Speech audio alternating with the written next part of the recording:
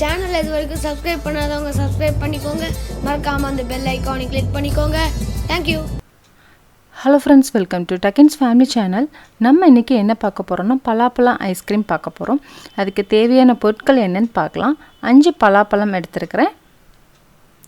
2 spoon கோதுமை மாவு எடுத்துக்கலாம். பால் பவுடர் 10 ரூபா பேக்கெட் போதும். ஃப்ரெஷ் க்ரீம் 3 ஸ்பூன் சேர்த்துக்கலாம். நான் பசும்பால் வாங்குறதுனால அதில் உள்ள ஆடையை கலெக்ட் பண்ணி நான் எடுத்து வச்சுருக்கிறேன். இந்த பசும்பால்ன்றதுனால நிறைய ஆடை வரும். இதை 2 நாள் கலெக்ட் பண்ணி வச்சுக்கிட்டாலே போதும். க்ரீம் சேர்த்துட்டோம்னா நல்லா ஐஸ்கிரீம் நல்லா சாஃப்டாக கடையில் வாங்குற மாதிரியே கிடைக்கும். 1/2 லிட்டர் பால் எடுத்திருக்கேன். இப்போ ஒரு பவுலில் 1/2 கிளாஸ் பால் சேர்த்துருக்கேன். 2 ஸ்பூன் கோதுமை மாவை சேர்த்துக்கலாம். பால் பவுடரையும் கோதுமை மாவோடு சேர்த்து மிக்ஸ் பண்ணிக்கலாம். பலாப்பழத்தை மிக்ஸி ஜாரில் நைஸாக அரைச்சிக்கலாம். நல்லா நைஸாக அரைச்சாச்சு. இப்போ கரைச்சி வச்சுருந்த பால் பவுடரையும் கோதுமை மாவையும் மிக்ஸி ஜாரில் சேர்த்து 3ஐயும் சேர்த்து அரைச்சிக்கலாம். நைஸாக அரைச்சாச்சு.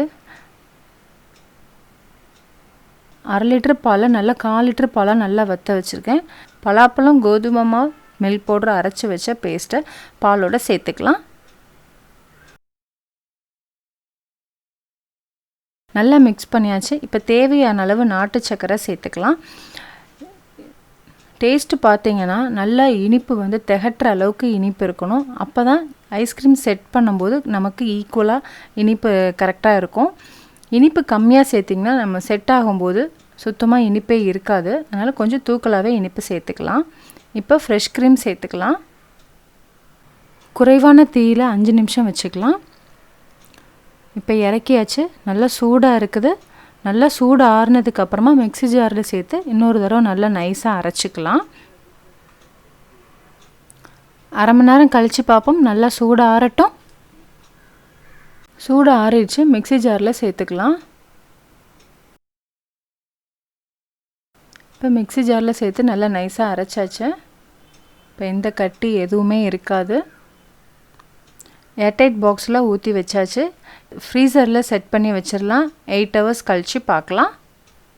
இப்போ பார்க்குறது ஒரு 8 ஹவர்ஸ் கழித்து பார்க்குறோம். ஐஸ்கிரீம் நல்லா செட் ஆகிருக்கு.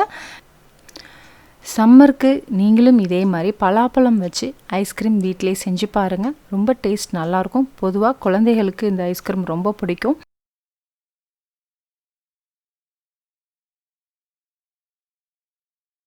இந்த வீக் ஃபுல்லாகவே சம்மர் ஸ்பெஷல் ஐஸ்கிரீம் தான் போட போகிறேன்.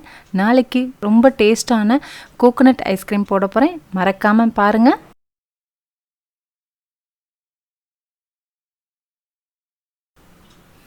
இன்றைக்கி செஞ்ச பலாப்பழம் ஐஸ்கிரீமை நீங்களும் வீட்டில் செஞ்சு பாருங்கள். செஞ்சு பார்த்துட்டு ஃபீட்பேக் சொல்லுங்கள். தேங்க்யூ.